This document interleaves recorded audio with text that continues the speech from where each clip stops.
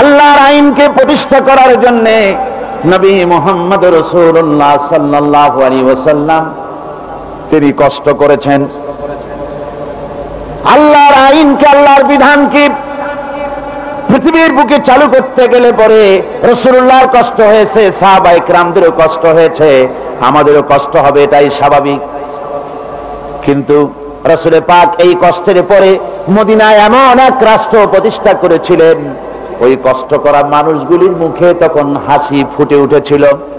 Medina মুনাওয়ারায় রাসূলুল্লাহ ইসলামী রাষ্ট্র গঠন করে তার প্রেসিডেন্ট হয়ে গেলেন।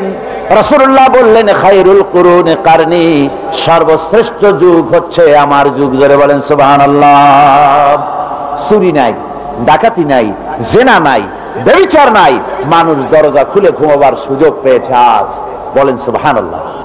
তাহলে মুসলমান মাথায় কি ঢুকলো? রাসূলুল্লাহ যেখানে রাষ্ট্রপ্রধান,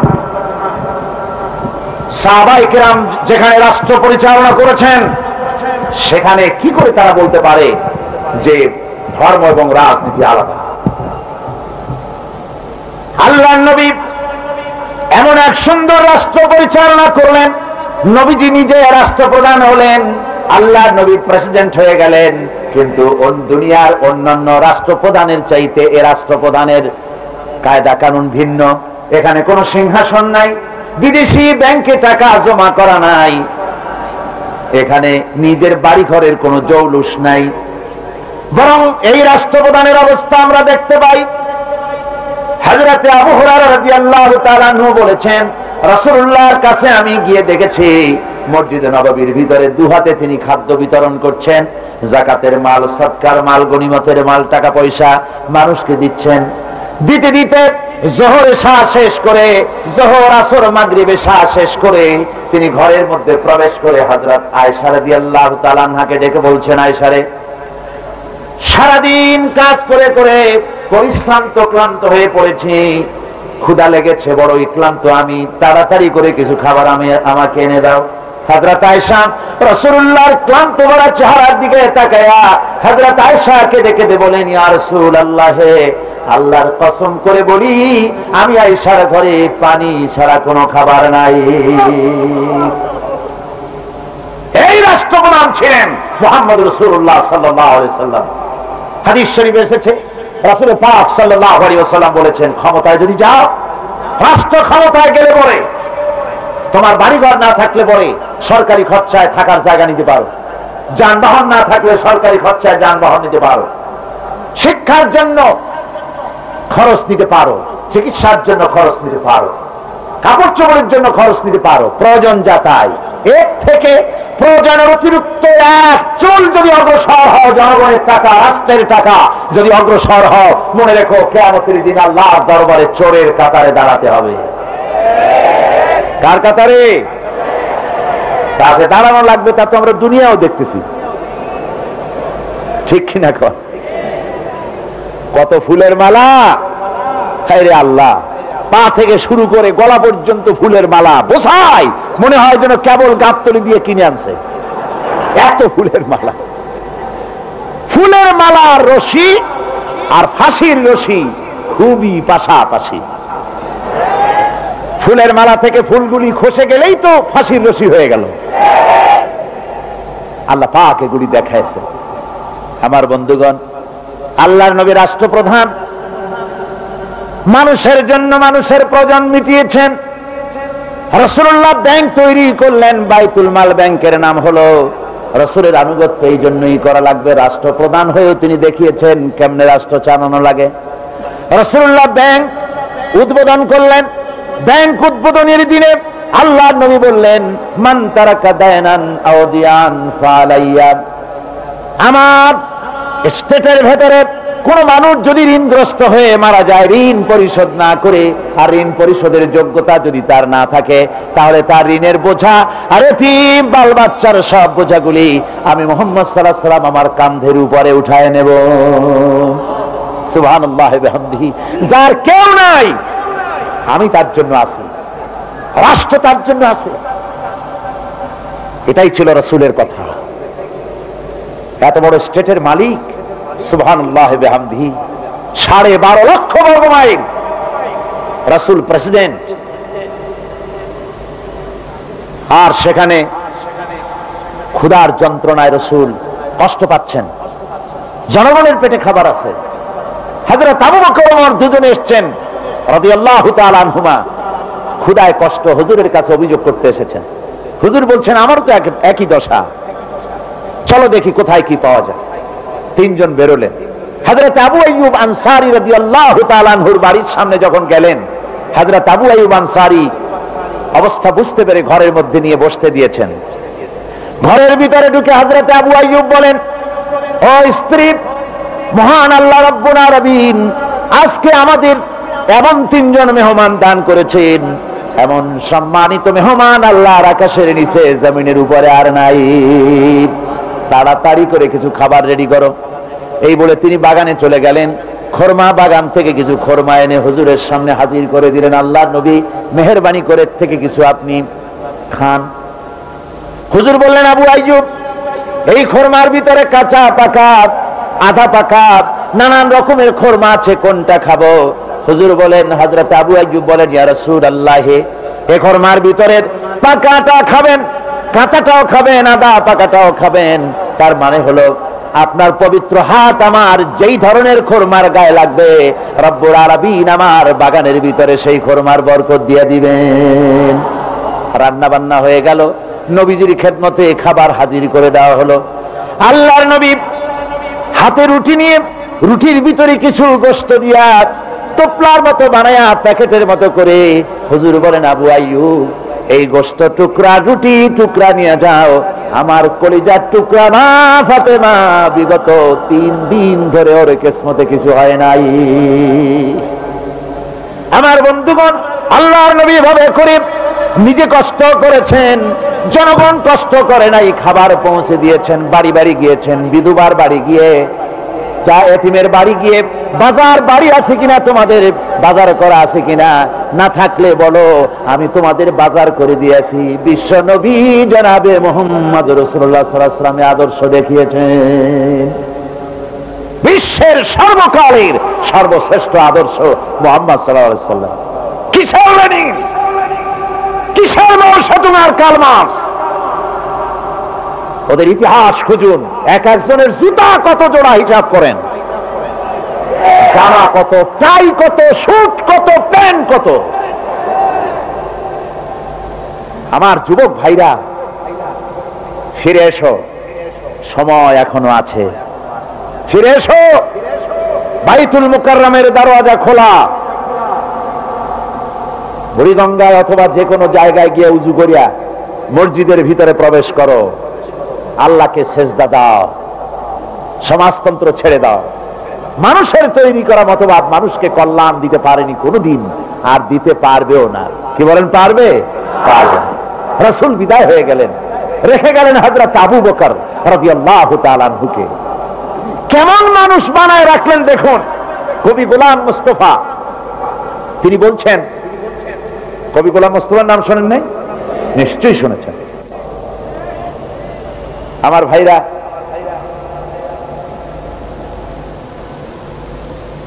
কবি গোলাম মুস্তাফা সাহেব তিনি লিখছেন, বিশ্বনবী লিখেছেন, বাংলা একাডেমি তাকে দায়িত্ব দিলেন, দেওয়া হলো বাংলা একাডেমির পক্ষ থেকে।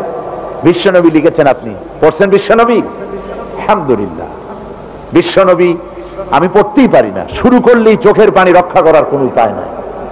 আমি মন্তব্য করেছি, আল্লাহর হাবিবের এত সুন্দর করে যিনি বয়ান দিয়েছেন জীবনীর, আল্লাহ পাক এজন্য তাকে মাফ করে দিবেন ইনশাআল্লাহ। আল্লাহ তাকে মাফ করে দিন, জোরে বলেন আমিন। কবি গোলাম মুস্তাফা হযরত আবু বকর সিদ্দিক রাদিয়াল্লাহু, কবি গোলাম মুস্তাফা সাহেব তিনি লিখছেন, বিশ্বনবী লিখেছেন, বাংলা একাডেমি তাকে দায়িত্ব দিলেন, দেওয়া হলো বাংলা একাডেমির পক্ষ থেকে। বিশ্বনবী লিখেছেন, আপনি পড়ছেন বিশ্বনবী? আলহামদুলিল্লাহ। বিশ্বনবী আমি পড়তেই পারি না, শুরু করলেই চোখের পানি রক্ষা করার কোনো উপায় নাই। আমি মন্তব্য করেছি, আল্লাহর হাবিবের এত সুন্দর করে যিনি বয়ান দিয়েছেন জীবনীর, আল্লাহ পাক এজন্য তাকে মাফ করে দিবেন ইনশাআল্লাহ। আল্লাহ তাকে মাফ করে দিন, জোরে বলেন আমিন।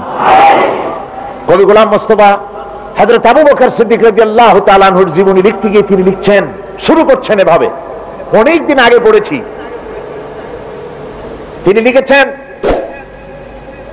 আকাশে যখন সূর্য উদিত হয়, সেই সূর্য দেখে মানুষেরা, পথিকরা, পাহাড়ের গিরিপথ ধরে মানুষ চলে, প্রান্তরের ভিতরে, মরুভূমির ভিতরে, সমুদ্রের ভিতরে নাবিকরা পথ চলে, কোনো অসুবিধা হয় না। কিন্তু সূর্য অস্তমিত হয়ে গেলে মানুষের তখন উপায় কি? মানুষেরা যেন কোথাও পথ না হারিয়ে মরে, সেজন্য মহান স্রষ্টা আল্লাহ রাব্বুল আলামিন সূর্যাস্ত হয়ে গেছে, চন্দ্র উঠতে দেরি আছে, এই আপাত দৃষ্টিতে অন্ধকার একটু দূর করে দিয়ে একটু আলো আধারি ভাব রেখে মানুষের পথের দিক নির্দেশনার জন্য পশ্চিম দিগন্তে এক সান্ধ্য তারা উদিত করে দেন। সমস্ত তারার চাইতে সান্ধ্য তারা একটু বড় নাকি? কিন্তু বেশি সময় থাকে না, পরে আবার অন্যান্য তারকাগুলি ওঠে, চাঁদ ওঠে। মানুষরা যাতে পথ না হারায় সেজন্য আল্লাহ পাক এই সান্ধ্য তারা উদিত করে দেন। কবি গোলাম মুস্তাফা বলছেন, ঠিক অনুরূপ ভাবে যখন নবুয়তের বিপ্রহরের সূর্য মুহাম্মদ রাসূলুল্লাহ সাল্লাল্লাহু আলাইহি ওয়াসাল্লাম বিদায় গ্রহণ করলেন, বিশ্বের উম্মতেরা অন্ধকারের ভেতরে যেন হারিয়ে না যায়, সেজন্য আল্লাহ পাক উম্মতের ভাগ্য আকাশে আবু বকরকে সান্ধ্য তারা করে উদিত করে দিলেন। সুবহানাল্লাহ। আল্লাহ গোলাম মুস্তাফাকে জান্নাতুল ফেরদাউস দান করুন, জোরে বলুন আমিন। হযরত আবু বকর সিদ্দিক রাদিয়াল্লাহু তাআলা আনহু খলিফাতুল মুসলিমিন, আমিরুল মুমিনিন। ইসলাম কি বানিয়েছে, কোথায় দৌড়াচ্ছ যুবকেরা? হযরত আবু বকরের কাছে বেগম এসে বলছে, খলিফা, ছেলেরা হালুয়া খেতে চায়, শরীদ, একটু ভালো হালুয়ার ব্যবস্থা করেন। হযরতে আবু বকর বলছেন, দেখো আমি এই হালুয়া এখন কোথায় পাবো? এর জন্য পয়সা দরকার, আমার কাছে তো টাকা পয়সা নাই, এত পয়সা আমি কোথায় পাবো? যা বেতন পাই তা দিয়ে কোন রকম আমার সংসার চলে মাত্র। মাসখানেক পরে একদিন খাবারের দস্তরখানে হালুয়া চলে এলো। হযরত আবু বকর বলছেন, এই হালুয়া কোথায় পেলে? কেউ কি হাদিয়া দিয়েছে নাকি? বেগম বলছেন, না, প্রতিদিন যা বেতন পেতেন, প্রতিদিন বাজার করার জন্য যে পয়সা আমার কাছে আসতো, তার থেকে বাঁচিয়ে বাঁচিয়ে 1 মাস পর সেই বাঁচানো পয়সা দিয়ে হালুয়া তৈরি করেছে। হযরত আবু বকর পরের দিন মজলিসে শুরায় শুনিয়ে দিলেন, ও আমার ভাইয়েরা, আমাকে যে রাজকোষ থেকে যে বেতন দেওয়া হয়, ভাতা দেওয়া হয়, এত পয়সার দরকার নাই। প্রতি মাসে এত পয়সা যদি কম হয় তাতেও আমার সংসার চলতে পারে, প্রমাণ হয়ে গেছে। রাজকোষ থেকে এত পয়সা আমাকে প্রতি মাসে কম করে দিও। রাষ্ট্রের পয়সা আমার নয়, এটা জনগণের। যতটুকু অধিকার আছে তার থেকে বেশি গ্রহণ করা যাবে না। রাসূল পাক এ ধরনের লোক তৈরি করেছিলেন। রাসূল পাক হযরত ওমরের মতো লোক তৈরি করেছিলেন, যে হযরত ওমর রাদিয়াল্লাহু তাআলা আনহু রাতের বেলায় ঘুরছেন, দেখতে পাচ্ছেন একটা তাঁবুর ভিতর থেকে কান্নার আওয়াজ ভেসে আসতেছে। একটা লোক বারবার তাঁবুর ভেতরে ঢোকে আর বেরোয়। উনি কাছে গিয়ে জিজ্ঞেস করলেন, মিয়া কি অবস্থা তোমার, বারবার তাঁবুর মধ্যে ঢোকো আর বের হও, কারণ কি? লোকটি বলছে, আপনাকে বলে লাভ কি, আমরা বহিরাগত, মদিনা সরকারের সাহায্য নিতে এসেছিলাম, তো এখানে এসে আমার স্ত্রীর এখন প্রসব বেদনা উঠেছে, আমি এ বিষয়ে কিছুই জানি না, কেমন করে যে কি করব, আমার এখন আকাশ ভেঙ্গে মাথায় পড়েছে, আমার স্ত্রীকে কি সাহায্য আমি করতে পারবো? আমার প্রাণাধিক স্ত্রী এত কষ্ট পাচ্ছে, কিন্তু সাহায্য করার মতো আমার কাছে কিছুই নাই। হযরত ওমর বলছেন, অপেক্ষা করো, দেখি আমি কোনো উপকার করতে পারি কিনা। হযরত ওমর ছুটলেন, কিছুক্ষণ পর এক মহিলা নিয়ে আসলেন। লোকটিকে বললেন, তুমি এখানে দাঁড়াও। মহিলা ভিতরে গেলেন। দীর্ঘক্ষণ পরিচর্যা করার পর হযরত ওমর যে মহিলা নিয়ে এসেছিলেন, সেই মহিলা তাঁবু থেকে বেরিয়ে এসে বলছেন, আমিরুল মুমিনিন, আপনার বন্ধুকে খবর দিন যে তার স্ত্রীকে আল্লাহ পাক একটা পুত্র সন্তান দান করেছেন। আমিরুল মুমিনিন শুইনা লোকটার তো সর্বনাশ, আমি কারে হুকুম করেছি বলেছি আর তিনি আমার জন্য দৌড়াইছেন। এই লোকটি বলছেন, আমিরুল মুমিনিন, আমি আপনাকে চিনতে পারি নাই, না চিনে অপরাধ করেছি, আপনার কাছে আমার কথা বলেছি আর আপনি দৌড়াইছেন আমার জন্য, আমি আপনার কাছে মাপ চাই। হযরত ওমর কেঁদে ফেললেন। হযরত ওমর কেঁদে বলেন, ও আল্লাহর বান্দা, আমার কাছে মাপ চাওয়া লাগবে না, উল্টা কেন মাপ চাও, বরং আমি ক্ষমা চাইতেছি। তোমার এই পেরেশানি তুমি বলার আগে আমার রাজত্বের ভেতরে এসে তুমি কষ্ট পাচ্ছ, তুমি বলার আগে আমি নিজে যে খোঁজ নিতে পারি নাই, এই জন্য কিয়ামতের দিন আল্লাহর দরবারে তুমি আমারে আসামির কাঠগড়ায় দাঁড় করিও না। ওই লোকটি ঘরের থেকে বেরিয়ে এসে কিছু টাকা এনে বলছে, আমিরুল মুমিনিন, আপনি যে মহিলাকে এনেছেন, যে নার্সকে এনেছেন, সেবিকাকে এনেছেন, কিছু টাকা তাকে দিচ্ছি, তাকেই পারিশ্রমিক দিয়ে দিবেন। হযরত ওমর বলেন, ও আল্লাহর বান্দা, ওই মহিলাকে কোনো টাকা দেওয়া লাগবে না, আমি বাইরের কোনো মহিলা পাই নাই, আনতেও যাই নাই, তোমার বউয়ের খেদমত যে করেছে সে আমার বেগম। সুবহানাল্লাহ বিহামদিহি। এর নাম ইসলাম। এর কাছে আদর্শ নাই, মানুষের কাছে নাই, দুনিয়ায় কারো কাছে আদর্শ নাই। আদর্শ আছে ইসলামের কাছে। কার কাছে? ইসলামের কাছে। রাসূলুল্লাহ এমন এক আইন ও বিধান চালু করেছিলেন যার ফলে শোষিতের মুখে হাসি ফুটে উঠেছিল, শ্রমিকের মুখে হাসি ফুটে উঠেছিল, নারী তার সতীত্বের মর্যাদা ফিরে পেয়েছিল। সেই ব্যবস্থা আবার ফিরে পেতে চান? চান আপনারা? আল্লাহ রাব্বুল আলামিন বলেছেন, যদি চাও তাহলে আনাকিমুদ্দিন, আমার দিন প্রতিষ্ঠা করো, ওয়ালা তাতাফাররাকু, আর বিচ্ছিন্ন হয়ো না, ঐক্যবদ্ধভাবে আমার দিন কায়েমের জন্য লড়ো। এই লড়াইয়ের ময়দানে যদি আসো, শুনে রাখো, ইন তানসুরুল্লাহ ইয়ানসুরকুম, যদি তুমি আল্লাহর মদদ করো আল্লাহ তোমার মদদ করবেন, তুমি যদি আল্লাহর সাহায্য করো আল্লাহ তোমার সাহায্য করবেন। আল্লাহরে কি সাহায্য করবেন? আল্লাহর কি বছর ধান কম হয়েছে নাকি? কি সাহায্য করবেন? অর্থাৎ ইসলামের সাহায্য যদি তোমরা করো আমি আল্লাহ তোমার সাহায্য করবো। সুবহানাল্লাহ পড়েন। অর্থাৎ আমার দিনের কাজ তুমি যখন করতে থাকবে, বাতিল তোমার সামনে বাধা দেওয়ার জন্য খড়গহস্ত হয়ে আসবে। ও আমার মুসলমান বান্দারা, বাতিল তোমার বিরুদ্ধে মাথা উঁচু করে আসবে, আর আমি তোমাকে অসহায়ের মতো দুশমনের হাতে তুলে দিয়ে চুপচাপ করে দেখবো, তা কখনো হবে না। বরং তুমি যখন আমার হয়ে, যখন তুমি আমার দিন কায়েমের জন্য সংগ্রামে লিপ্ত হয়ে যাবে, তখন আমার উপরে কি ওয়াজিব হয়ে যায় তাকে তুমি জানো। ওয়া কানা হাক্কান আলাইনা নাসরুল মুমিনিন, মুমিনদের জন্য সাহায্য করা আমি আল্লাহর জন্য ওয়াজিব হয়ে যায়। আল্লাহর জন্য কি হয়ে যায়? ওয়াজিব হয়ে যায়। আমি আল্লাহর প্রতি ওয়াজিব হয়ে যায় তোমাদের সাহায্য করা, যদি তোমরা আমার ময়দানে কাজ করো। দেখেন নাই বদরের মাঠে কবি বলতেছেন, ফিজায়ে বদরে পয়দা কুন ফেরেশতে তেরি নুসরত কো উতর सकते गर्दू से कतर अंदर कतर अब भी। বদরের মুসলমানদের মতো সংকল্পবদ্ধ হয়ে জান বাজি রেখে যদি ময়দানে তোমরা কাজ করো, তাহলে বদরের মাঠে যেমন কাতারে কাতারে ফেরেশতা নাজিল করেছি, ওইভাবে করে তোমাদেরকেও আমি আল্লাহ রাব্বুল আলামিন ফেরেশতা দিয়ে সাহায্য করব। জোরে বলেন সুবহানাল্লাহ, জোরে বলেন সুবহানাল্লাহ।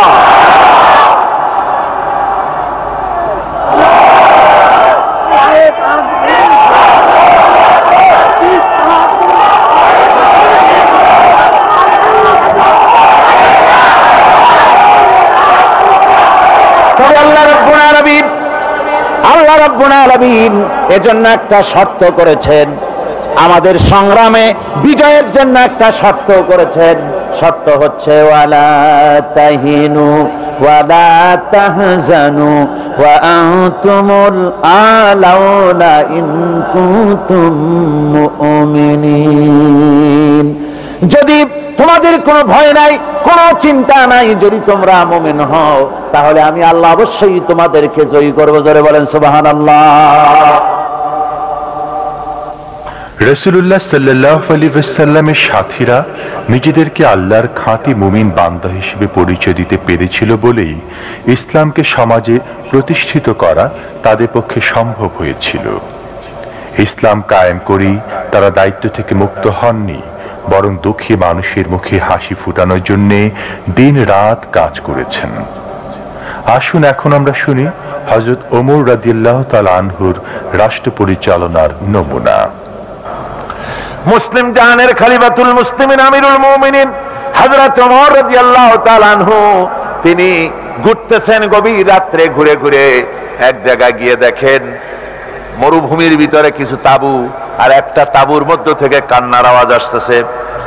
তাঁবুর কাছে চলে গিয়ে উকি মেরে দেখেন সেখানে কতগুলি বাচ্চা কান্দে, আর একটা মেয়ে লোক কি যেন রান্না করতেছে। ভিতরে ঢুকে তিনি বললেন, ও মহিলা, তুমি এত রাত্রে রান্না করে বাচ্চাদেরকে কেন কষ্ট দিতেছ? সকাল সকাল রান্না করে কেন খাওয়া নাই? ছেলেরা কাঁদতেছে। মহিলা বলে, আমাকে তুমি জালিম বলতে পারো না, অবিবেচক বলতে পারো না, তুমি তো জানো না আমাদের অবস্থা কি। আমরা মদিনার মানুষ নই, আমরা মদিনার বাইরের স্টেটের লোক, মদিনার সরকারের কাছ থেকে কিছু সাহায্য নিতে এসেছি, কিন্তু খলিফার কাছে ভিড়ের কারণে যেতে পারি নাই। 3-4 দিন পর্যন্ত এখানে পড়ে আছি, ঘরে খাবার নাই, বাচ্চাগুলি ক্ষুধার যন্ত্রণায় ছটফট করতেছে, কি করব? তাই আমি হাড়ির ভিতরে পাথর দিয়া পানি দিয়া নাড়াচাড়া করতেছি আর বলতেছি গোশত রান্না হচ্ছে, একটু পরে খাবি। কিন্তু ছেলেদের পেটে এত ক্ষুধা যে ওদের ঘুম আসে না। হযরত ওমর বলেন, আমার মনে হতে লাগলো যেন পায়ের তলা থেকে মাটি খসে যেতেছে। হযরত ওমর দৌড় দিলেন, বললেন, মা অপেক্ষা করো, দেখি কিছু করতে পারি নাকি। দৌড়ায় বাড়ি গেলেন। হযরত আসলামকে ডেকে বলেন, তাড়াতাড়ি করে বাইতুল মালের দরজা খোলো। বাইতুল মালের দরজা খোলা হলো, আর তার ভিতর থেকে তিনি বস্তা বের করে বললেন, এর মধ্যে আটা তরি তরকারি ঢুকানো হলো। আটা বস্তার মুখ বেঁধে দিয়া হযরত ওমর বলেন, আসলাম, এবার এই আটার বস্তাটা আমি ওমরের মাথায় উঠাইয়া দাও। হযরত আসলাম বলেন, আমিরুল মুমিনিন, বোঝা বহন করার জন্য আমি তো খাদেম আছি, আপনি কেন বহন করবেন? হযরত ওমর বলেন, আসলাম রে, যে দৃশ্য দেখে এসেছি, এই দৃশ্যের কারণে কিয়ামতে আল্লাহ পাক আমাকে আসামি বানাতে পারেন, সুতরাং আমার বোঝা আমার মাথায় উঠাইয়া দাও। আটার বস্তা মাথায় নিয়ে আমিরুল মুমিনিন ছুটতেছেন। হযরত আসলাম বলেন, আমি পিছনে পিছনে দৌড়ালাম, গিয়ে দেখি হযরত ওমর তাঁবুর ভিতরে ঢুকে বস্তার মুখ করে আটা তরি তরকারি বের করে বলছেন, মা তাড়াতাড়ি করে রুটি বানাও। হযরত ওমর তরকারি কুটে সাহায্য করলেন, রান্না বান্না হয়ে গেল। এবার তিনি বললেন, মা তুমি খাও, আর বাচ্চাগুলিকে কোলের কাছে এনে হযরত ওমর ওই তরকারি আর রুটি মিশায় মিশায় বাচ্চাদের মুখে খাওয়াই দিতেছেন। হঠাৎ করে ওই মহিলা ওমরের দিকে চোখ পড়েছে, তাকায় দেখেন হযরত ওমরের চোখ থেকে পানি পড়ে দাড়ি ভিজে ভিজে পড়তেছে। মহিলা বলতেছেন, ওগো পথিক, তুমি কে? তোমারে তো চিনি না, কিন্তু আমার মন বলে এই মদিনার রাষ্ট্র সরকার ওমর না হয়ে তোমার মতো মানুষ যদি আমাদের খলিফা হতেন, তাহলে আমাদের ভাগ্য আরো ভালো হয়ে যেত। হযরত ওমর রাদিয়াল্লাহু তাআলা আনহু এই গভীর রাত্রে মহিলার কাছে নিজের পরিচয় দিলেন না, বললেন, মা তুমি ওই খলিফার দরবারে যেও, সেখানে তুমি আমারে দেখতে পাবে, আমি তোমাকে আরো কিছু বেশি দিতে চেষ্টা করব। হযরত ওমর চলে গেলেন। পরের দিন মেয়ে লোক বহু কষ্ট করে খলিফার দরবারে যখন ঢুকেছেন, যে দেখেন, আরে যাকে আমি বলেছিলাম তুমি খলিফা না, তুমি যদি খলিফা হতে ভালো হতো, এ তো সেই ওমর। মহিলা হযরত ওমরের কাছে গিয়ে বলছেন, আমিরুল মুমিনিন, বিগত রাত্রে আমি যা বলেছি এবং আমার কারণে আপনি যে কষ্ট করেছেন, আমি মাপ চাই, আল্লাহর রাস্তায় আমারে মাফ করে দেন। হযরত ওমর বসা থেকে দাঁড়িয়ে গেলেন। হযরত ওমর কেঁদে কেঁদে বলেন, ও মা, আমার কাছে তুমি ক্ষমা চাইও না, উল্টা করে আমার কাছে মাপ চাইও না, বরং আমি তোমার কাছে মাপ চাই। তুমি বলার আগে খোঁজ নিয়ে খাবার যে আমি তোমার ঘরে পৌঁছাতে পারি নাই, এই জন্য কিয়ামতের দিন আল্লাহর দরবারে আমাকে তুমি আসামির কাঠগড়ায় দাঁড় করিও না। আমার ভাইয়েরা, গোটা পৃথিবী পাতা পাতা করলে, তালাশ করলেও কি এমন একটা ইতিহাস পাওয়া যাবে নাকি? আমার ভাইরা, সেই জন্য বলি, আমার যুবক ভাইয়েরা, খবরদার, এই পথ থেকে ফিরে আসো।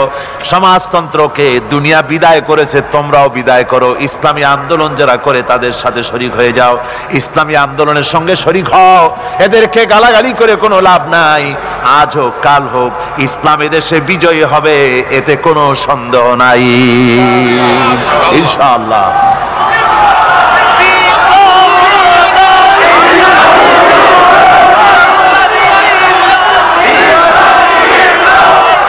বলে ইসলাম যদি প্রতিষ্ঠিত হয়, তাহলে শ্রমিকদের উপায় হবে কি? শ্রমিকদের কি উপায় হবে?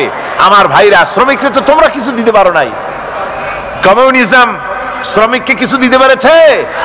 পুঁজিবাদের কথা বলছি না, তার কারণ পুঁজিবাদ তো আগেই মরছে, পুঁজিবাদ তো শেষ, বাকি যেটুক আছে ওটুকুনো শেষ হয়ে যাবে। পুঁজিবাদের সাথে ইসলামের কোনো সম্পর্ক নাই। সুতরাং শ্রমিকদেরকে কিছু দিলে ইসলামই দিতে পারবে।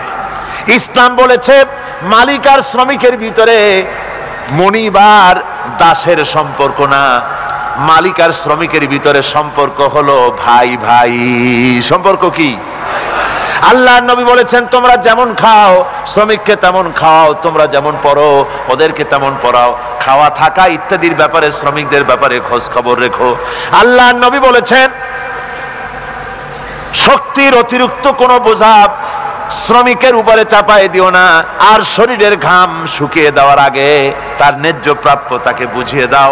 এই কথাগুলি রাসূলুল্লাহ শ্রমিকদের ব্যাপারে বলেছেন। আরো বলেছেন আল কাসিব হাবিবুল্লাহ, রাসূলুল্লাহ বলেছেন শ্রম দিয়ে যারা খায়, সহস্তে যারা উপার্জন করে তারা হচ্ছে আল্লাহর বন্ধু। জোরে বলেন সুবহানাল্লাহ। শ্রমিকদের মর্যাদা প্রতিষ্ঠিত করেছে ইসলাম। সুতরাং পরিবহন শ্রমিক হন, আর গার্মেন্টস ফ্যাক্টরি শ্রমিকই হন, আর কলকারখানা জুট মিল টেক্সটাইল ইত্যাদির শ্রমিকই হন, যে কোনো ধরনের শ্রমিক হন না কেন সমস্ত শ্রমিকের অধিকার সংরক্ষণ করেছে ইসলাম। কে করেছে? ইসলাম করেছে। ইসলামের কাছে আসতে হবে। আমাদের নবী ইসলাম কায়েমের জন্য অনেক ত্যাগ স্বীকার করেছেন, কষ্ট সহ্য করেছেন রাসূলুল্লাহ সাল্লাল্লাহু আলাইহি ওয়াসাল্লামের সাথীরা। কষ্টের সিঁড়ি বেয়ে বেয়ে ইসলামের বিজয় পতাকা দুনিয়ায় উড্ডীন হয়েছে। আবি তালেবের মধ্যে 3 বছর আটকায় রাখলো, চিন্তা কি করতে পারেন? খাওয়ার নাই, পড়ার নাই, বাজারে যেতে পারে না, সমাজ থেকে বয়কট করেছে, কারোর সঙ্গে কথা বলতে পারবে না। শরীরের ভিতরে এসেছে সাহাবায়ে কেরাম না খেতে খেতে তাদের পায়খানা হতো ছাগলের লাদির মতো, উঠে শুকনা চামড়া ভিজাইয়া বাচ্চাগুলি ক্ষুধার যন্ত্রণায় মায়ের বুকের দুধ খেতে গিয়ে কিছুই পেত না, চিৎকার মেরে বাচ্চা কাঁদত। কাফির বেঈমানেরা চতুর্দিক থেকে চিৎকার মেরে তখন বলতো, তারা হাসতো, অট্ট হাসিতে তারা ফেটে পড়ত। এত কষ্ট করার পরে আল্লাহ রাব্বুল আলামিন নবীজির হাতে কদিন পরে মদিনায় নিয়ে ইসলামী রাষ্ট্র রাসূলুল্লাহকে উপহার দিয়ে দিলেন। মুমিনদের জন্য ফুল বিছানো থাকে না, এটা কণ্টকাকীর্ণ রাস্তা। সুতরাং এখানে চলতে হলে কঠিন পথ, এ পথে চলতে হলে কষ্ট হবে। সেই কষ্টের বিনিময় আল্লাহ রাব্বুল আলামিন রাজপথ তার জন্য উন্মুক্ত করে দিবেন। সুবহানাল্লাহ। আমার বন্ধুগণ, সৎকর্ম মানুষ যখন ভালো কাজ করে তার দুষ্কর্মগুলিকে আল্লাহ মাফ করে দেন। জোরে বলেন সুবহানাল্লাহ। কোরআন বলছে ওয়াল্লাযীনা আমানু ওয়া আমিলুস সালিহাতি লানুকাফিরান্না আনহুম সাইয়্যাতিহিম ওয়া লানাজজিয়ান্নাহুম আহসানাল্লাযী কানু ইয়ামালুন। যারা ঈমান আনবে আর সৎ কাজ করবে, আল্লাহ পাক বলেন আমি তাদেরকে সর্বোত্তম কাজগুলির প্রতিদান করব। তারা যত ভালো কাজ করবে ওই ভালো কাজের মধ্যে সবচাইতে ভালো যেটা, ওইটার উপর আমি তাকে পুরস্কার দান করব। সুবহানাল্লাহ। নির্যাতন হয়েছে হযরত বেলাল আর খাব্বাব রাদিয়াল্লাহু তাআলা আনহুর মতো সহজ সরল মানুষদের উপর। তাদের একমাত্র অপরাধ, তারা মহান রব্বুল আলামিনের সাথে অন্য কাউকে শরীক বানাতে চাননি। এখন সে নির্যাতনের কাহিনী বলছেন হযরত মাওলানা দেলোয়ার হোসাইন সাঈদী। আপনারা জানেন বেলালের কি অপরাধ ছিল? বেলালের কি অপরাধ ছিল? অপরাধ শুধু কলেমা পড়েছে। এই অপরাধে বেলালকে তারা মেরেছে, তাকে ঘুমাতে দেয় নাই, খাবার দেয় নাই। এরপরেও যখন তিনি কালেমা ছাড়েন নাই, হযরতে বেলালকে উটের পায়ের সঙ্গে রশি দিয়া বেঁধে উটকে তাড়ায় দিয়েছে। উট দৌড়াতেছে, বেলাল দড়ির মাথায় বাঁধা। বেলালের শরীরটা পাথরের সঙ্গে আঘাত লেগে লেগে পিঠের চামড়া ছেড়ে যায়, মাথার চামড়া ছেড়ে যায়। উট আর দৌড়াতে পারে না। তখন উটের পা থেকে হযরতে বেলালকে খসিয়ে নিয়ে উত্তপ্ত মরুভূমির উপরে বেলালের রক্তাক্ত শরীরটাকে চিৎ করে শুইয়ে দিয়ে কাফির বেঈমানেরা লোহার রড দিয়ে চতুর্দিকে দাঁড়িয়ে তাকে পিটাচ্ছে আর বলছে, বেলাল এখনো মুহাম্মদের সাল্লাল্লাহু আলাইহি ওয়াসাল্লামের আল্লাহরে ভুলে যা, লাত মানাতের উপরে ঈমান আন। এমন কঠিন সময়ের ভিতরে হযরতে বেলাল একটা আঙ্গুল উঁচু করে বলছেন, আহাদ আহাদ আহাদ লা ইলাহা ইল্লাল্লাহ লা ইলাহা ইল্লাল্লাহ লা ইলাহা ইল্লাল্লাহ। এরপরে কাফেরের নেতা বলতেছে, থামো, একটা কথা বলে নেই। জিজ্ঞেস করছে, খাব্বাব তোমাকে ছেড়ে দিতে পারি একটা শর্ত যদি মানো, তোমার পরিবর্তে এখানে এনে আল্লাহর নবীকে, তোমাদের নবীকে এনে বাঁধবো, তার উপর অত্যাচার করব, এটা যদি মানো তোমারে ছেড়ে দিতে পারি। এতক্ষণ ধরে যিনি তীর তরবারির আঘাত নীরবে সহ্য করতেছিলেন, এখন মানুষের এই কথার আঘাত তিনি সহ্য করতে পারলেন না। হযরতে খাব্বাব ডাক দিয়া বলেন, ও কাফির বেঈমানেরা শোনো, তোমাদের হাত দিয়া আল্লাহর নবীকে এখানে এনে, তোমাদের হাত দিয়ে তীর তরবারি তো দূরের কথা, তোমাদের নাপাক হাত দিয়া আল্লাহ নবীর গায়ে যদি একটা ফুলও নিক্ষেপ করো, আমার শরীরের ভিতরে এক ফোঁটা রক্ত থাকতে আমি তা বরদাস্ত করব না। চতুর্দিক থেকে মার আরম্ভ হয়ে গেল, গায়ের গোশত পড়ে যায়। হযরতে খাব্বাব মনে করলেন এখন তো আর জীবন বাঁচবে না, বুঝি মরে যাব। তিনি তখন বললেন, রব্বুল আলামিন আমার তো সময় হয়ে এসেছে বোধহয়, আমার এখন জীবনের শেষ মুহূর্তে আমার মন চায় যদি দুইটা সেজদা তোমারে দিতে পারতাম, 2 রাকাত নামাজ যদি পড়তে পারতাম, জীবনটা আমার খুশি হয়ে যেত। কিন্তু আমি বান্ধা, কেমন করে আমি সেজদা দেব? সেজদা দেওয়ার কোনো উপায় আমার নাই। তবে কাবা শরীফের দিকে আমার মুখ ঘুরানো আছে, আমি আমার মাথাটা একটুখানি নিচু করে নিলাম। আমার এই মাথা নিচু করাকে আমার জীবনের শেষ সেজদা হিসাবে ধরে নিও। কাফির বেঈমানেরা হযরতে খাব্বাবের মাথা ধরি অন্যদিকে ঘুরিয়ে দিল। হযরতে খাব্বাব পড়লেন, ফাইনামা তুওয়াল্লু ফাসাম্মা ওয়াজহুল্লাহ, যেদিকেই মুখ ঘুরাও সেদিকেই আল্লাহ, আল্লাহ ছাড়া কোনো দিক নাই। আমার ভাইরা, এই জিহাদে এত বড় ফজিলত আল্লাহ রাব্বুল আলামিন রেখেছেন।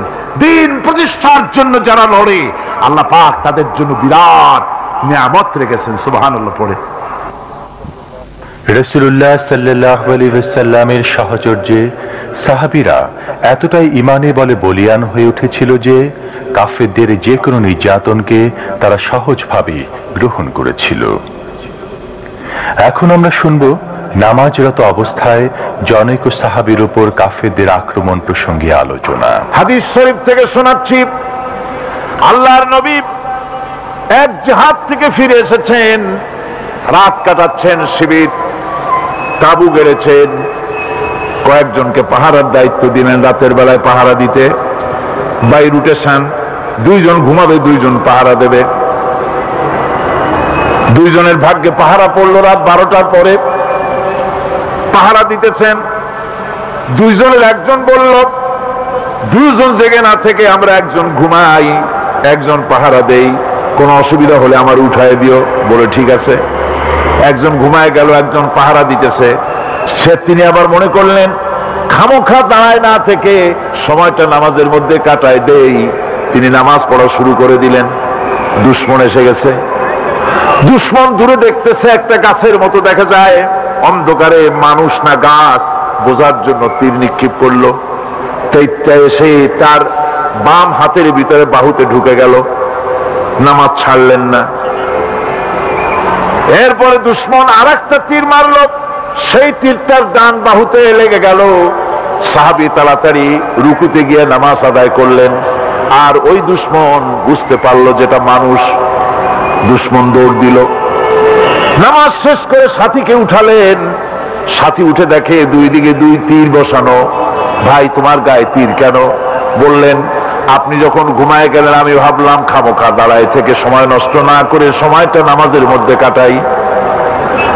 নামাজ পড়তেছিলাম তীর রাষ্ট্র বাম দিকে, কিন্তু নামাজে এত মজা পাচ্ছিলাম তেলাওয়াতে, তীর ঢুকেছে আমি খেয়াল করি নাই, আবার আর একটা তীর ঢুকেছে আমি খেয়াল করি নাই। দ্বিতীয় তীরটা যখন ঢুকলো মনে মনে ভাবলাম তৃতীয় আর একটা তীর এসে যদি আমার বুকের মধ্যে ঢুকে যায় আর আমি যদি শহীদ হয়ে যাই, নবীজি আক্রান্ত হয়ে যাবেন, এই চিন্তা না আসলে জীবন গেলেও নামাজ ছেড়ে দিতাম না। আমার জীবনটা গেল নামাজ ছেড়ে দিতাম না, এত মজা লাগতেছিল। কাফেরদের শত নির্যাতন উপেক্ষা করে মুসলমানরা যখন বিজয়ী হলো, তখনও তারা সীমা লঙ্ঘন করেনি। এই ছিল রাসূল সাল্লাল্লাহু আলাইহি ওয়াসাল্লামের শিক্ষা, এই ছিল ইসলামের সোনালী অতীত। গোটা দুনিয়ার বুকে আল্লাহর নবী যে দৃষ্টান্ত দেখিয়েছেন, ওই দৃষ্টান্ত দুনিয়ায় আর কেউ দেখাতে পারে নাই। যে রাসূল রাতের আধারে হযরত আবু বকর রাদিয়াল্লাহু তাআলা আনহুকে সঙ্গে করে নিয়ে রাতের বেলায় একা একা এলেন মক্কা শরীফ থেকে মদিনায়। ওই নবী মদিনায় এলেন একা মানুষ, আর মদিনায় আসার পর আজকে আল্লাহ পাক তাকে রাষ্ট্রপ্রধান বানিয়ে দিলেন, রাষ্ট্রের অধিপতি বানালেন। আজ রাসূল একা নন, আজকে তিনি মক্কা শরীফ দখল করার জন্য, ফতে মক্কার জন্য তিনি রওনা করেছেন। সাথে একজন নয়, দুইজন নয়, যিনি এসেছিলেন রাতের আধারে আত্মগোপন করে একজন সঙ্গী নিয়ে, আজ তার সাথে 10,000 সাহাবী, 10,000 উন্মুক্ত তরবারি নিয়ে রাসূলুল্লাহর পেছনে পেছনে রওনা করেছেন। মক্কার উপকণ্ঠে শিবির স্থাপন করা হলো। আল্লাহর নবী তাদেরকে বললেন, সাহাবীরা চুলা বানাও বেশি আর পায়খানা বানাও কম। এটা হলো রণকৌশল। যুদ্ধ হচ্ছে আল হারবু খাদা, যুদ্ধ হচ্ছে একটা কৌশল। এই কৌশল মুহাম্মদ সাল্লাল্লাহু আলাইহি ওয়াসাল্লামের চাইতে রণকৌশলী আর কে আছে পৃথিবীতে? তার থেকে শ্রেষ্ঠ রাষ্ট্রপতি কে আছে পৃথিবীতে? কি সুন্দর কথা, কিভাবে তিনি বলে দিলেন যে তোমরা চুলা বানাও বেশি, পায়খানা বানাও কম। আবু সুফিয়ান মক্কার নেতা রাতের বেলায় গোয়েন্দা বিভাগ পাঠিয়েছে, যাও দেখে আসো মুহাম্মদ সাল্লাল্লাহু আলাইহি ওয়াসাল্লাম কত লোক নিয়ে এসেছে। ওরা ঘুরে ঘুরে সকাল বেলায় এসে বলছে, আবু সুফিয়ান কত লোক আনছে তা তো বলতে পারবো না, চুলা গুলা গুনেই শেষ করতে পারি না সারা রাত, এত চুলা, এখন মনে করো মানুষ কত। আবু সুফিয়ান বিরক্ত হয়ে গেল, পাঠাইলাম মানুষ গুনতে আর তুমি গুনে এসে চুলা। তারপরে সকালবেলা পাঠাইতে, যাও তোমরা এবার গিয়ে আর এক দল পাঠাইলে দেখে আসো এখন কত। হুজুর বলছেন যে পায়খানা বানাবা কম। তো এখন সকাল বেলায় এই প্রাতকালীন এই কাম কার দা লাগে? পেশাব পায়খানার কাম সকলেরই লাগে। তো কম বানাতে বলা হয়েছে। প্রত্যেকটা পায়খানার সামনে বিরাট বিরাট লম্বা লম্বা লাইন।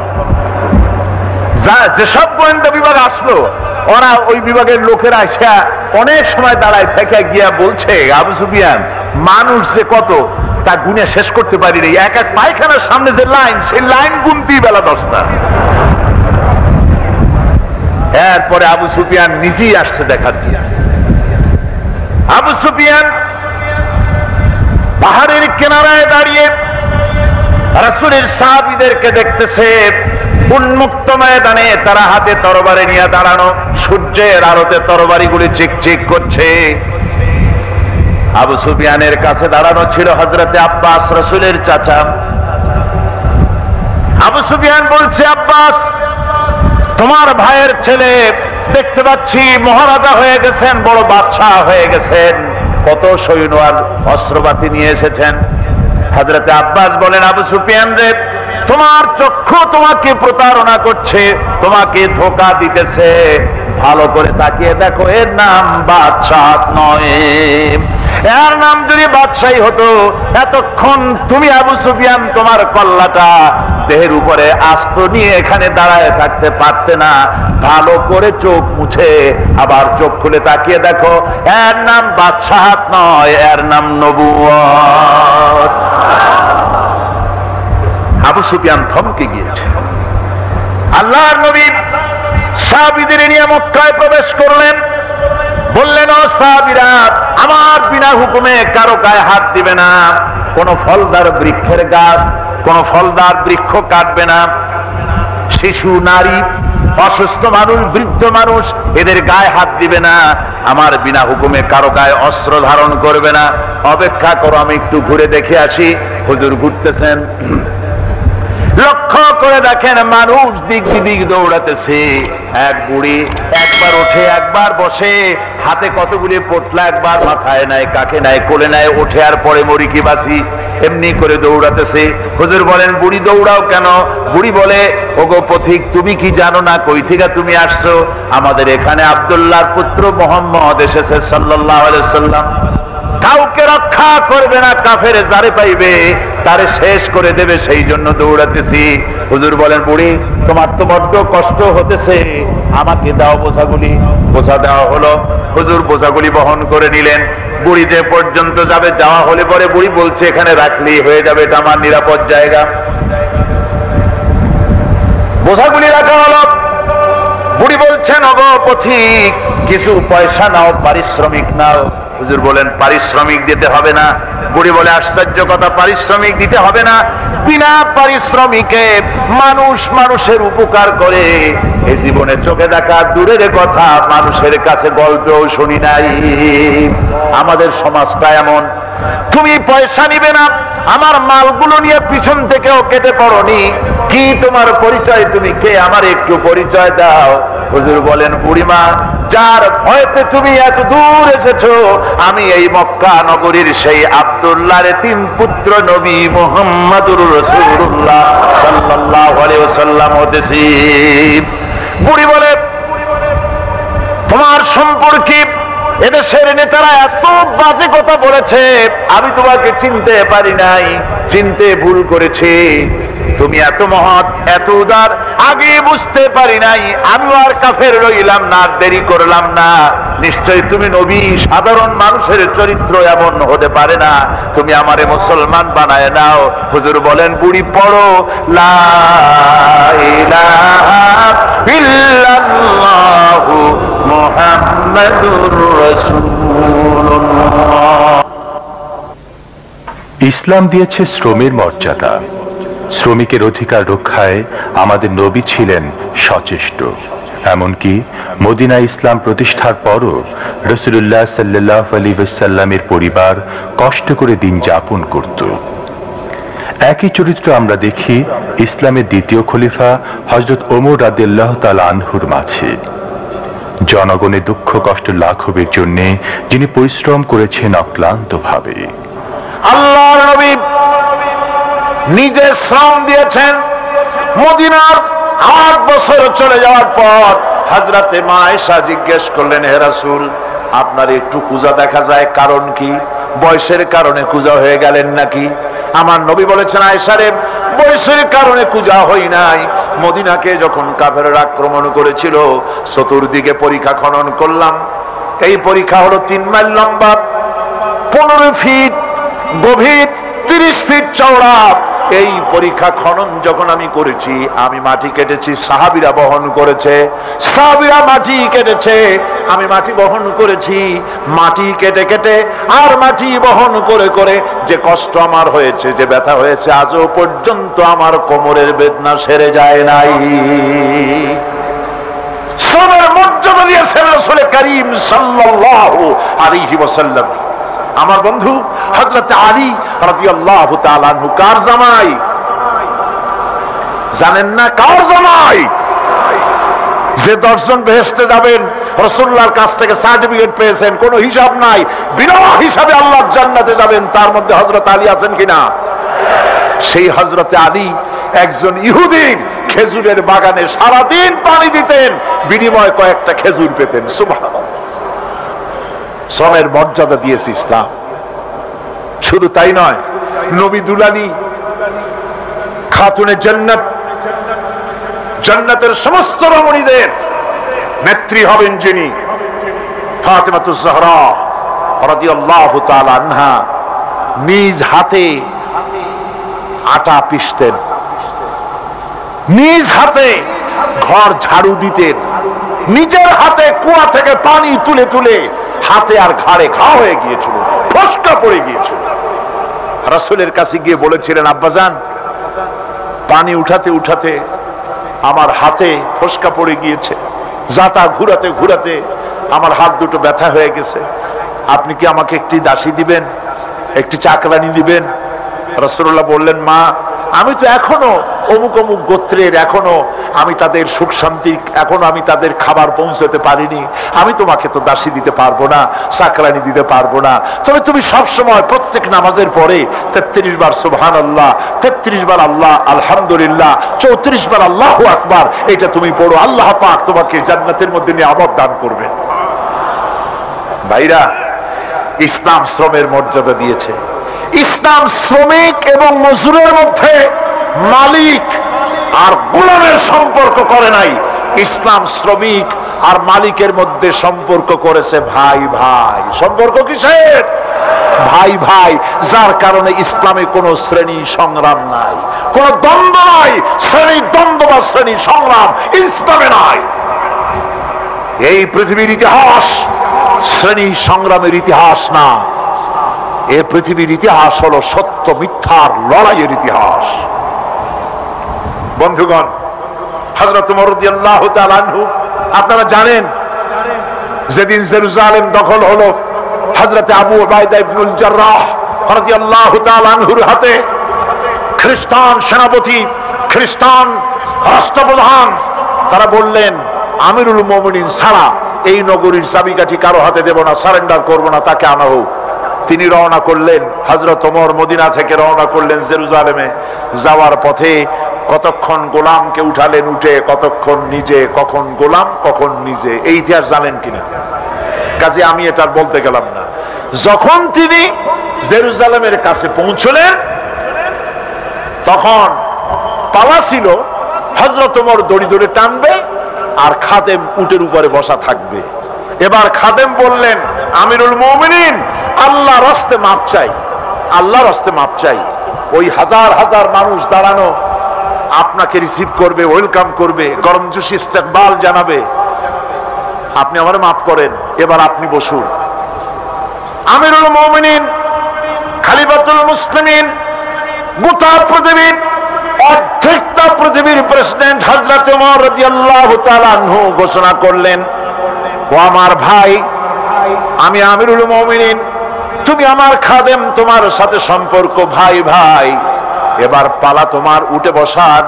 আমি আমার সম্মানের খাতিরে তোমার হক নষ্ট করে কিয়ামতের দিন আল্লাহর দরবারে আমি আসামি হতে পারবো না, তুমি বসো।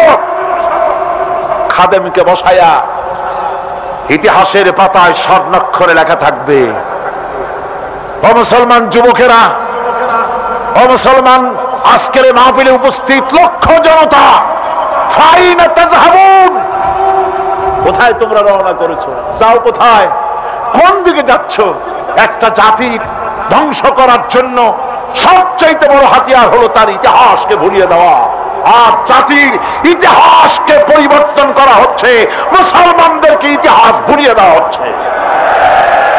আমার রয়েছে গৌরব উজ্জ্বল ইতিহাস, সূর্য সেনের ইতিহাস আমার ইতিহাস নয়, লক্ষণ সেনের ইতিহাস আমার ইতিহাস নয়, রবীন্দ্রনাথের ইতিহাস আমার ইতিহাস নয়। আমার ইতিহাস পৃথিবীর স্বর্ণোজ্জ্বল ইতিহাস, কিয়ামত পর্যন্ত পাতায় পাতায় লিপিবদ্ধ হয়ে থাকবে আমার ইতিহাস, দুনিয়া আমাকে স্মরণ করবে। হযরত ওমর দড়ি ধরে চললেন। খ্রিস্টান সেনাপতি রাষ্ট্রপ্রধান ভাবলেন, যিনি বসা আছেন উঠে, উনি হবেন আমিরুল মুমিনিন, আর যে টানতেছে সে খাদেম। বোঝাটা স্বাভাবিক ছিল, তারা কখন আমিরুল মুমিনিনকে দেখেনি, সুতরাং সকলে মিলে সেলুট মারতেছে খাদেমকে। হযরতে আবু উবাইদা ইবনুল জাররাহ রাদিয়াল্লাহু তাআলা আনহু হযরত ওমরকে ধরে এনে এক পাশে নিয়ে বললেন, আমিরুল মুমিনিন কামটা করলেন কি? একটা ভালো জামাও গায়ে দিয়ে আসতেন না, মদিনার সেই ছেঁড়া জামাটা গায়ে দিয়ে আসলেন। খাদেমের উপরে চড়াইয়া দড়ি ধরে আনলেন, আমাদের কি মান ইজ্জত কিছু থাকলো? হযরতে ওমর রাদিয়াল্লাহু তাআলা আনহু আবু উবাইদার হাতটা কষে ধরলেন, মনে মনে ভাবলেন, মাসাদি কাল পর্যন্ত আল্লাহ রাসূলের এই জলিলুল কদর সাহাবী খ্রিস্টানদের সঙ্গে থেকে না জানি মনের কোন ভাবের পরিবর্তন হলো নাকি হাতটারে ধাক্কা মেরে একটা ঝাঁকি মারলেন। হযরত ওমর বলেন, ইয়া আবা উবাইদা নাহনু কওমুন হাসানাল্লাহু বিল ইসলাম। ও আবু উবাইদা, আমরা তো উট চড়াই খেতাম, আমরা উটের দুধ বিক্রি করে ছাগল চড়াইয়া দুম্বা চড়াই খেতাম, দুনিয়ায় কোনো নাম ছিল না, দাম ছিল না। আর যদি খ্রিস্টান শক্তি সেলুট মেরে থাকে, এই রাজ্যের চাবি ইসলামের হাতে যদি দিতে চায়, তাহলে তার কারণ আমি ওমর নই, তার কারণ হলো ইসলাম। ইসলাম আমাদের মর্যাদা দিয়েছে। কুল্লামা তালাবনাল ইজ্জাতা খারিজাল ইসলাম আযাল্লানাল্লাহ। ইসলাম ছাড়া বাইরে কোন মর্যাদা আছে যেদিন চিন্তা করব, সেদিন থেকে আমরা জালিল হব, লাঞ্ছিত হব, পৃথিবীতে দাম থাকবে না। পৃথিবীতে যদি দাম চাই, তাহলে ইসলামের কাছে আসতে হবে। কার কাছে আসতে হবে? ইসলামের কাছে। ইন্নাদ-দীন ইনদাল্লাহিল ইসলাম। ইসলাম হচ্ছে মানুষের জন্য সবচাইতে, এটাই হলো পৃথিবীর মানুষের কাছে পূর্ণাঙ্গ জীবন ব্যবস্থা। এই জীবন ব্যবস্থার কাছে মুসলমানদেরকে ফিরে আসতে হবে। হযরত ওমর রাদিয়াল্লাহু তাআলা আনহু অর্ধেক জাহানের শাসক হবার পরও সততার প্রতি এতটা গুরুত্ব দিয়েছিলেন যে তার পুত্রবধূকে শুধুমাত্র দিনদারির জন্যই বাছাই করেছিলেন। এখন আমরা শুনব সেই হযরত ওমর রাদিয়াল্লাহু তাআলা আনহু, তার অভ্যাস ছিল রাতের বেলায় ঘুরে ঘুরে দেখতেন কে কোন অবস্থায় আছে। গভীর রাত্রে শোনে একটা বাড়িতে, শেষ রাত্রে এক বাড়িতে কথাবার্তা হচ্ছে। তো কি কথা হয়, কোন অসুখ বিসুখ হলো নাকি, কান পাতে শুনতেছেন। বুড়ি, ঘরের মালিক বুড়ি তার যুবতী মেয়েকে বলছে, তুই এখনো ঘুমাইতেছিস, ওঠ, তাড়াতাড়ি বাজারে যাওয়া লাগবে, সকালবেলায় দুধে পানি মিশা, দুধে ভালো করে দুধ দয় রাখা হয়েছে, জনমের মতো পানি মিশা, তারপরে সকালবেলা বাজারে নিয়ে বেচা লাগবে। মেয়ে বলছে, মা কও কি তুমি? হযরত ওমর রাদিয়াল্লাহু তাআলা আনহু নিষেধ করে দিয়েছেন যে কোন খাবারে দুধে পানি মিশানো যাবে না, সুতরাং আমি এই কাম করতে পারবো না। বুড়ি বলতেছে, বেটি পাগলি। হযরত ওমর দেখ এখন গিয়ে ঘুমাইতেছে পাইকারি ধরে। হযরত ওমর কি দেখবে নাকি? যুবতী মেয়েটি বলছে, ওগো আমার আম্মা, হযরত ওমর এখন ঘুমায় থাকতে পারেন, খলিফাতুল মুসলিমিন আমিরুল মুমিনিন ঘুমায় থাকতে পারেন, তার চোখে ফাঁকি দেওয়া যেতে পারে, কিন্তু ওমরের স্রষ্টা তোমার আমার স্রষ্টা আল্লাহ রাব্বুল আলামিনের চোখ তো ফাঁকি দেওয়া যাবে না। হযরত ওমর আশ্চর্য হয়ে গেল। বাড়ি ফিরে এসে হযরত ওমর তার ছেলেকে বললেন, ছেলে চলে যাও, অমুক এলাকায় একটা বাড়ি আছে, সেখানে একটা যুবতী মেয়ে আছে, জিজ্ঞাসা করে দেখো, খোঁজ নিয়ে দেখো মেয়েটার বিয়ে হয়েছে কিনা, যদি বিয়ে না হয়ে থাকে তোমার বিবাহের প্রস্তাব দিয়ে আসো। সুবহানাল্লাহ ওয়া বিহামদিহি। হযরত ওমর এই মেয়েটাকে পুত্রবধূ করে নিয়ে আসলেন।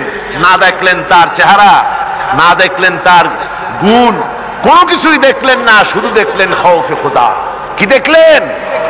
তাকওয়া, আল্লাহর ভয় দেখে তাকে ঘরে আনলেন। হলো কি, এই যে পুত্রবধূ করে যারে ঘরে আনলেন, এই পুত্রবধূর ঘরে যে মেয়ে হলো, সেই মেয়ের ঘরে আসলেন ফারুকে সানি হযরতে ওমর বিন আব্দুল আজিজ রাহমাতুল্লাহ আলাইহি। সুবহানাল্লাহ। সুতরাং ভাইরা, মানুষের অন্তঃকরণ মানুষকে চরিত্রবান বানাইতে পারে একমাত্র আল্লাহর ভয় যদি মনে রাখে। সে ইমানদার ব্যক্তিকে মনে রাখতে হবে, আমি সার্বক্ষণিক ভাবে আল্লাহর পর্যবেক্ষণের ভেতরেই আছি। হযরত ওমর রাদিয়াল্লাহু তাআলা আনহু আজ মৃত্যু পথযাত্রী। তার জীবনের শেষ ইচ্ছা হযরত আয়েশা রাদিয়াল্লাহু তাআলা আনহা যেভাবে পূরণ করেছিলেন, তা ইসলামের গৌরবোজ্জ্বল অধ্যায়কে সত্যিকার অর্থেই সমৃদ্ধ করেছে। আমিরুল মুমিনিন হযরত ওমর ফারুক রাদিয়াল্লাহু তাআলা আনহু মারজে মউতে মুবতালা হয়েছেন। ছেলে আব্দুল্লাহকে বলছেন, আব্দুল্লাহ তুমি যাও, মা আয়েশাকে গিয়ে বলো যে ওমর আমাকে পাঠিয়েছে, ওমর ইবনুল খাত্তাব আমাকে পাঠিয়েছে। আমিরুল মুমিনিন আমাকে বলবে না, এ নাম বলবে না, বলবে ওমর আমাকে আপনার কাছে পাঠিয়েছে। এই আবেদন নিয়ে যে হযরত ওমর এখন মৃত্যু সজ্জায়, তিনি ইন্তেকালের পর তার দাফনের জন্য হুজুর যেখানে শুয়ে আছেন, হযরত আবু বকর যেখানে শুয়ে আছেন তার পাশে যে জায়গাটুকুন, ওই জায়গাটুকুন হযরত আয়েশা যেন মেহেরবানি করে আমার জন্য মঞ্জুর করেন, যেহেতু ওটা হযরত আয়েশার ঘর, তাহলে আমি ওখানে আমার শেষ শয্যা রচিত হবে, আমি হুজুরের কাছে থাকতে পারবো। আমার এই দাবিটা যেন উনি দয়া করে মানেন। যদি মানেন তো ভালো, আর যদি না মানেন তাহলে সাধারণ গোরস্থানে কবর হবে। এটা আমার একটা দাবি, ওমর হিসাবে, আমিরুল মুমিনিন হিসাবে কোনো নির্দেশ বা কোনো পরোয়ানা নয়। হযরত আয়েশা সিদ্দিকা রাদিয়াল্লাহু তাআলা আনহা আব্দুল্লাহর মুখে এই আবেদন শুনে হযরত আয়েশার চোখ থেকে পানি দরদর করে পড়তে লাগলো। হযরত আয়েশা বলেন, আব্দুল্লাহ রে, আমার জীবনের বাসনা ছিল যেই জায়গায় বিশ্ব নবী মুহাম্মদ রাসূলুল্লাহ সাল্লাল্লাহু আলাইহি ওয়াসাল্লাম যে জায়গায় শুয়ে আছেন, যেখানে আমার আব্বা জান আবু বকর শুয়ে আছেন, ওই জায়গায় পাশে যেটুকুন জায়গা আছে, ওইখানে আমি চিরনিদ্রায় শায়িত হতে চেয়েছিলাম, আমি ওইখানে মাদফুন হতে চেয়েছিলাম। কিন্তু ওমর যখন এই জায়গা দাবি করেছেন, আমার কাছে যখন দরখাস্ত করেছেন, আমি আয়েশার চাইতে ইসলামে ওমরের অবদান অনেক বেশি মনে করি, তাই এই জায়গা আমি তার জন্য ছেড়ে দিলাম। ربنا ظلمنا أنفسنا وإن لم تغفر لنا وترحمنا لنكونن من الخاسرين ربنا لا تزغ قلوبنا بعد إذ هديتنا وهب لنا من لدنك رحمة إنك أنت الوهاب। আয় আল্লাহ তাআলা, লক্ষ জনতা নিয়ে তোমার দরবারে গুনার বোঝা মাথায় নিয়ে হাত তুলেছি, দয়া করে তোমার আরশে আজিম থেকে আমাদের দিকে রহমতের নজরে তাকাও, আমাদের জীবনের সমস্ত গুনাহ খাতা মাফ করে দাও, আমাদেরকে তোমার মাকবুল বান্দাদের মধ্যে আমাদের শামিল করে নাও। রব্বুল আলামিন, আমাদের আলোচনার সওয়াব জনাবে মুহাম্মদ রাসূলুল্লাহ সাল্লাল্লাহু আলাইহি ওয়াসাল্লামের রূহ মুবারকে পৌঁছায়া দাও। আয় আল্লাহ তাআলা, এই মাহফিলের আয়োজন যারা করল, লক্ষ লক্ষ টাকা ঋণগ্রস্ত তারা হয়ে আছেন, তোমার বান্দাদেরকে এই বিশাল কোরআনের মাহফিলে সহযোগিতা করার তৌফিক দান করে দিও রব্বুল আলামিন। আয় আল্লাহ তাআলা, আজকের মাহফিলে যত রাজনৈতিক দলের নেতা এবং কর্মীরা এসেছেন, আমার ওই সব সম্মানিত ভাইদেরকে এই কথা বোঝার তৌফিক দাও। পুঁজিবাদ, সমাজবাদ, ধর্ম নিরপেক্ষ মতবাদ দিয়া শান্তি হবে না, শান্তি হবে ইসলামে, শান্তি হবে কোরআনে, শান্তি হবে তোমার নবীর অনুসরণে।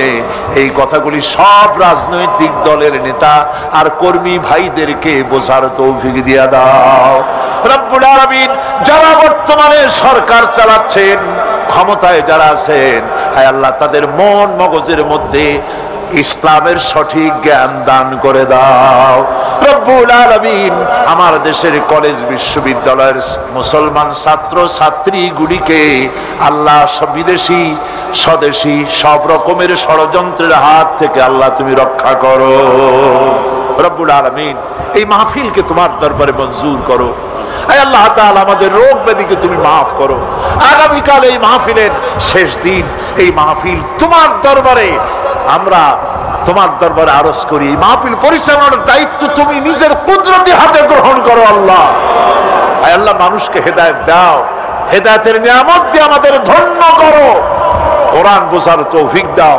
ইসলামের প্রতি যাদের মনের মধ্যে বিদ্বেষ, আল্লাহ, মুসলমান সাংবাদিক, মুসলমান কবি, মুসলমান সাহিত্যিক, মুসলমান রাজনীতি, অথচ ইসলামরে বলে মৌলবাদ, ইসলামরে বলে সাম্প্রদায়িক, ইসলাম ভালো লাগে না, অন্য ধর্মেরটা ভালো লাগে, নিজের ধর্মেরটা ভালো লাগে না, নিজের ইসলাম পছন্দ হয় না। বাবু, এই সব বুদ্ধিজীবী কবি সাহিত্যিক আর সাংবাদিকদের জন্য আল্লাহ তোমার কাছে দোয়া করি রব্বুল আলামিন, এদের মগজকে তুমি কোরআন দিয়ে ঝোলাই করে দাও, কোরআন বোঝার তৌফিক তাদের দাও, তাদের সকলকে খাঁটি মুসলমান বানাও আল্লাহ। আমার এই দেশ 56,000 বর্গ মাইলের তোমার হাবিবের পৃথিবীর দ্বিতীয় বৃহত্তম মুসলিম দেশ বাংলাদেশ, এই দেশের প্রতি ইঞ্চির স্বাধীনতা তুমি হেফাজত করো বাবু। এদেশে কোরআনের রাজ কায়েম হয়েছে। এই দৃশ্য আমাদের চোখে দেখে মরার তৌফিক দেই মাবুদ। আল্লাহুম্মা জিদনা ওয়ালা তানকুসনা ওয়া আকরিমনা ওয়ালা তুহিননা ওয়া আ'তিনা ওয়ালা তাহরিমনা ওয়া আথিরনা ওয়ালা তুসির আলাইনা ওয়া আরদিনা ওয়ারদা আন্না ইয়া কারীম। আল্লাহুম্মা লা তাদা লানা যামবান ইল্লা গফারতা ওয়ালা আইবান ইল্লা সাতারতা ওয়ালা হাম্মান ইল্লা ফাররাজতা ولا دينا إلا قضيته ولا مريدا إلا شفيته ولا حاجة من حوائج الدنيا والآخرة إلا قضيتها يا رب العالمين. ربنا تقبل منا إنك أنت السميع العليم وتب علينا إنك أنت التواب الرحيم. سبحان ربك رب العزة عما يصفون وسلام على المرسلين الحمد لله رب العالمين. واجعل آخر كلمة عند الموت لا إله إلا الله محمد رسول الله. السلام عليكم.